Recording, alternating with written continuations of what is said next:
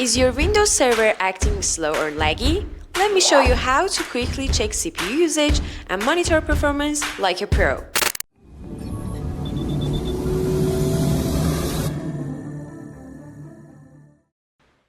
Method 1. Task Manager. Right-click Taskbar. Go to Task Manager. Then click on Performance tab and CPU. As you can see in this section, the amount of CPU usage is specified for each program. Method 2. Resource Monitor. At the search bar, type Resource Monitor. Go to CPU tab. Analyze per process usage. As you can see in this section, the amount of CPU usage is specified for each program. Method 3. Performance Monitor. At the start search bar, type Performance. Go to Add Counters. Then go to Processor. And you can see processor time percentage.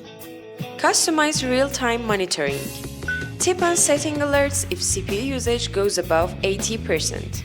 Use built-in logging or PowerShell for long-term analysis.